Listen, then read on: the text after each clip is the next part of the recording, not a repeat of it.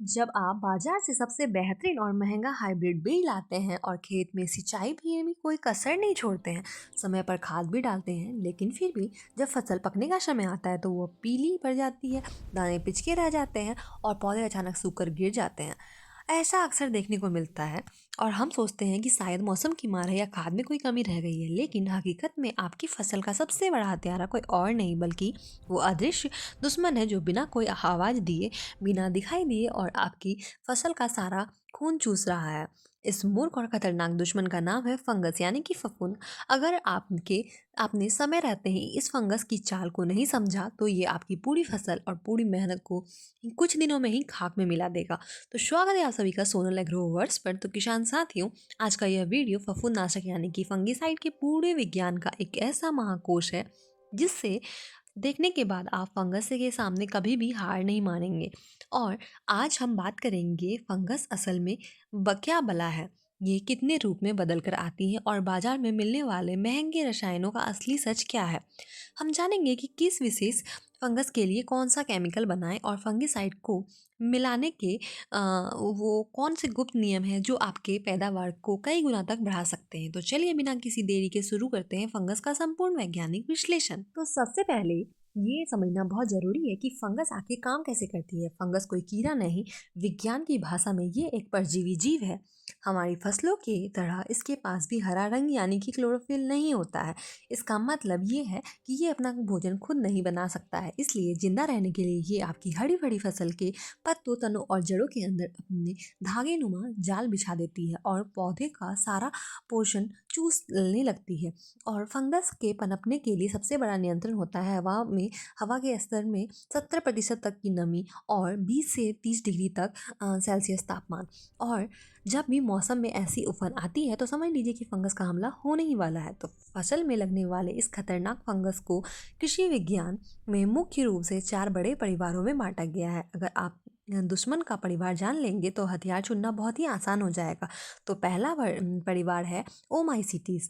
ये बहुत ही जिद्दी और खतरनाक फंगस का समूह होता है। ये पानी वाला फफूंद भी कहा जाता है इन्हें। आपकी सब्जियों में आने वाला डाउनी मिल्ड्यू और आलू या टमाटर के को रातों रात राख कर देने वाला पछेती झुलसा इसी परिवार का सदस्य है। और दूसरा परिवार है ओमाइसीटीज। ये फंगस का सबसे विशाल बड़ा ही ग्रुप है और पत्तों पर सफ़ेद पाउडर जमने वाला पाउडरी मिल्ड्यू, सरंग गलन और ये सेब और अन्य फलों में लगने वाला एंथ्रेनोज इसी खतरनाक खानदान से आते हैं। तीसरा परिवार है बैस्टीडियोमाइसीटीज। अनाज वाली फसलों जैसे गेहूं में लगने वाला रस्ट, रतुआ और स्वेट यानी कि करवा रोग इसी वर्ग के हैं। और चौथा परिवार है ड्यूटेरोमाइसीटीज। तो फसलों में लगने वाला अगेती झुलसा और पौधों में अचानक सुखा देने वाला विल्ट यानी कि उल्टा रोग इसी समूह से आता है। अब हम खेत के अंदर चलते हैं और सीखते हैं कि अपनी नंगी आंखों से इन बीमारियों को कैसे पहचान सकते हैं आप। और सबसे ज़्यादा नुकसान करने वाली बीमारी ब्लाइट है, जिसे हम झुलसा कहते हैं। यह 2 तरह से हमला करता है। पहला अगेती झुलसा है जो कि पत्तियों के ऊपर गोल गोल भूरे धब्बे बनते हैं और जिसके अंदर अंगूठी जैसे गोल छिल्ले दिखाई देते हैं। दूसरा होता है पछेती झुलसा और यह बहुत ही विनाशकारी है। इसमें पत्तियां किनारे से अचानक झड़ने लगती है और अगर आप खेत में जाएंगे तो आपके सड़े हुए बांस जैसे अजीब सी दुर्गंध आएगी। और यह पछेती झुलसा की सबसे बड़ी पहचान है कि जिसके बाद आता है मिल्ड्यू परिवार। इसमें पाउडरी मिल्ड्यू सबसे आम है, जिसमें पत्तों के ऊपर एक ऐसा लगता है जैसे किसी सफ़ेद चमक पाउडर छिड़क दिया है और यह सूखे अंडे ठंडे मौसम में तेजी से फैलता है। वहीं डाउनी मिल्ड्यू इसके बिल्कुल विपरीत है, जिसमें पत्ते के ऊपर पीले धब्बे रहते हैं, लेकिन जब आप पत्तों को पलट कर नीचे से देखेंगे तो वहाँ पे सफ़ेद या हल्के भूरे रंग के भौएं जैसे पुप्पू चिपकी होती है। तीसरी बीमारी है उकटा यानी कि विल्ट। तो विल्ट डिजीज जड़ों का कैंसर होता है। इसमें पौधा बाहर से एकदम हरा दिखाई देता है, लेकिन अचानक पानी की कमी की तरह मुरझाकर लटक जाता है। अगर आप उस पौधे को उखाड़ कर तने के बीच चीरेंगे तो अंदर के नशे आपको लाल और काली दिखाई देंगे। फंगस ने पौधे की पानी वाले नशों को चोक दिया है। और अब हम बात करते हैं हमारे मुख्य फसल और उसमें लगने वाले खतरनाक रोगों की। तो सबसे पहले लेते हैं धान धान की फसल एक बहुत ही भयंकर बीमारी आती है जिसे हम फॉल्स स्मट कहते हैं और किसान इसे हल्दी रोग के नाम से भी जानते हैं। यह बीमारी तब आती है जब धान में पालियां निकल रही होती है और मौसम में बहुत ज़्यादा नमी या बारिश हो। आखिर ये क्यों होता है? तो फॉल्स स्मट की फंगस हवा के जरिए उड़कर धानों के फूलों पर बैठ जाती है और दानों के अंदर घुस जाती है। ये बीमारी कैसी दिखती है?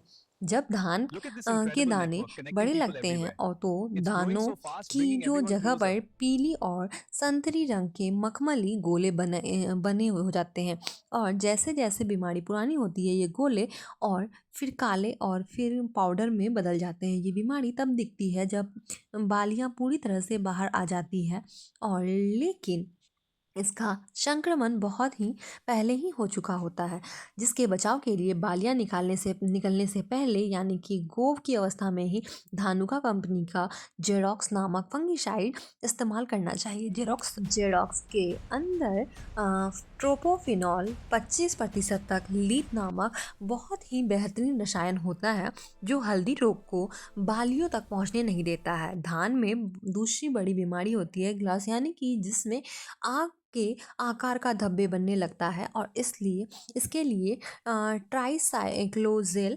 75% WP का इस्तेमाल बहुत ही शानदार परिणाम देता है।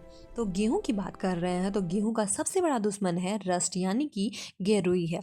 पत्तियों पर पीले या भूरे रंग की धारियां बन जाती है जो हाथ लगाने पर लोहे के जंग की तरह उंगलियों पर चिपक जाती है। इसके लिए भी टेब्यूकोनाजोल या जेरोक्स का छिड़काव तुरंत करना चाहिए। अब हम वीडियो के सबसे मुख्य तकनीक हिस्से पर आते हैं। हम फफूंदनाशक यानी कि फंगिसाइड दवाइयों के काम करने का तरीका और उनके ग्रुप का पूरा वैज्ञानिक विश्लेषण करेंगे। फंगिसाइड मुख्य रूप से 3 प्रकार की से काम करते हैं। पहला है कॉन्टेंट फंगिसाइड यानी कि स्पर्शीय फफूंदनाशक। ये वो दवा है जो कि पौधे के अंदर नहीं घुसती, ये सिर्फ पत्तियों के तनों के बाहर एक सुरक्षा दीवार बना देती है। जब फंगस का कीटाणु उड़कर पत्तों की सुरक्षा के दीवार बन जाती है। जब फंगस का कीटाणु उड़कर पत्ते पर बैठता है तो वह दीवार के संपर्क में आते ही जलकर मर जाता है। कॉन्टैक्ट दवा का इस्तेमाल हमेशा बीमारी आने से पहले यानी कि बचाव के लिए करना चाहिए। इसका प्रमुख रसायन मैनकोजेब 75%, जिसे डाइशायो कार्बामेट ग्रुप कहा जाता है। इसके अलावा कॉपर ऑक्साक्लोराइड और प्रोफिन भी इस श्रेणी से बहुत ही ताकतवर कॉन्टैक्ट फंगिसाइड है। दूसरी श्रेणी का सिस्टमैटिक फंगिसाइड है यानी कि अंतर प्रभावी फंगिसाइड। जब फंगस पौधे की बस्ती को छोड़कर चेत कर अंदर प्रवेश कर चुकी होती है और कॉन्टैक्ट दवा काम करना बंद कर दे तब हमें ब्रह्मास्त्र की जरूरत पड़ती है। ये दवाएं छिड़काव के बाद पौधे के रस में घुल जाती है और जड़ों से लेकर ऊंचे मतलब तने तक पौधे में फैल जाती है और फंगस कहीं भी छिपी हुई ये दवाएं उसे अंदर तक जाकर मार देती है। इसमें कई आधुनिक ग्रुप आते हैं। सबसे लोकप्रिय ग्रुप है ट्राइकाजोल ग्रुप। इस ग्रुप की दवाएं फंगस की कोशिकाओं की दीवार को बनने से रोकती है, जिसमें जेरोक्स और टेब्यूकोनाजोल, डाइफेनोकोनाजोल और हेक्साकोनाजोल जैसी दवाएं आती है। ये रस लाइट और हल्दी रोग के लिए अचूक मानी जाती है। सिस्टमैटिक फंगिसाइड में दूसरा सबसे बड़ा एडवांस ग्रुप है स्ट्रोब्यूनियल ग्रुप। ये बहुत ही महंगी और नई तकनीक है। इस ग्रुप की दवाएं फंगस के माइटोकॉन्ड्रिया यानी कि उसके सांस लेने के तंत्र तक जाम कर देती है, जिससे फंगस का दम घुट जाता है। इसमें एजोक्सिन ट्राइबेन और फ्लाइराक्लोब्यूट्राइन आते हैं। इसमें सबसे खासियत ये है कि फंगस को मार के साथ साथ ये पौधे में हरापन लाते हैं और पैदावार को काफ़ी हद तक बढ़ाते हैं। और एक बहुत आधुनिक ग्रुप आजकल बाजार में आया है जिसे एबिस आई ग्रुप कहते हैं। इसके अंदर ल्यूका पाइयूरोक्लोराइड और वेक्सलीड जैसे रसायन आते हैं। जब खेत में कोई भी पुरानी दवा काम ना कर रही हो और फंगस बहुत ही ज़्यादा हावी हो चुकी हो तब ये ग्रुप फंगस की पूरी श्वसन प्रक्रिया को जड़ से खत्म कर देता है। पाउडरी मिल्ड्यू के लिए मोक्रोलिन प्रूफ की दवाएं जैसे डाइमेथोफॉर्म में भी बहुत शानदार काम करती है। किसान भाइयों, अगर आप खेती में नुकसान से बचना चाहते हैं तो आपको फफूंदनाशक दवाइयों का घोल बनाने और उन्हें मिलाने का नियम जरूर पता होना चाहिए। अक्सर हम सबसे बड़ी गलती करते हैं कि सारी दवाएं एक साथ स्प्रे पंप यानी How's कि the बड़े yield looking on stand this में row? डाल देते हैं। Steady. Sonal This section is a bit एग्रोवर्स denser. आपको एक बहुत ही महत्वपूर्ण टिप देता है। जब भी आप दो या दो से अधिक दवाइयों को मिलाना हो तो हमेशा उन्हें पहले अलग अलग बाल्टियों में थोड़े थोड़े पानियों के साथ घोलें। जब दोनों दवाइयाँ को अलग अलग घोल अच्छी तरह से तैयार हो जाए तभी उन्हें मुख्य स्प्रे टैंक में एक एक करके मिलाएं।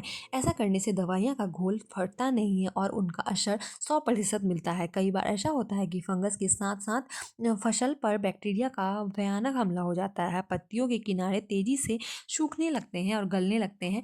ऐसे समय में हमें फंगिसाइड के साथ एंटीबायोटिक मिलाना जैसे पड़ता कि है, स्ट्रेप्टोसाइक्लिन। लेकिन यहाँ एक बात पत्थर की लकीर मान लीजिए, एंटीबायोटिक की मात्रा हमेशा 12 ग्राम प्रति एकड़ ही रखनी है।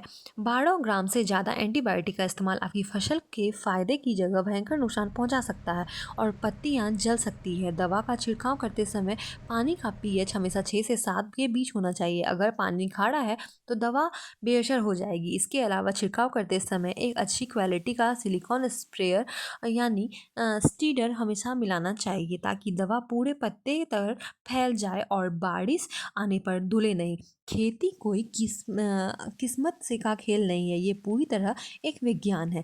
जो किसान अपनी फसल में लगने वाली बीमारियों को सही समय पर पहचान लेता है और उसे सही केमिकल ग्रुप का चुनाव करता है वो कभी घाटे में नहीं रहता। बार बार एक ही ग्रुप का दवा डालने से बचें। दवाइयों को बदल बदल कर इस्तेमाल करें ताकि फंगस में दवा को सही ताकत न आ पाए। और हमें उम्मीद है कि आपको सोनल एग्रोवर्स की ये बहुत ही गहरी और विस्तृत जानकारी आपको पसंद आई होगी। अगर आपको इन नियमों का पालन करेंगे आप तो आपकी फसलें हमेशा निरोगी रहेगी और पैदावार भी रिकॉर्ड तोड़ देगी। अगर आपके मन में इस वीडियो से जुड़ा कोई भी सवाल हो तो नीचे कमेंट बॉक्स में ज़रूर लिखें। हम आपके हर सवाल का जवाब देने की पूरी कोशिश करते हैं। और वीडियो को लाइक ज़रूर करें अगर आपको पसंद आई हो और इसे अपने किसान साथियों के साथ शेयर जरूर करें क्योंकि ज्ञान बांटने से ही बढ़ता है। और सोनल एग्रोवर्स के यूट्यूब चैनल को सब्सक्राइब करना ना भूलें ताकि आप आगे भी ऐसे ही अपडेटेड रहें।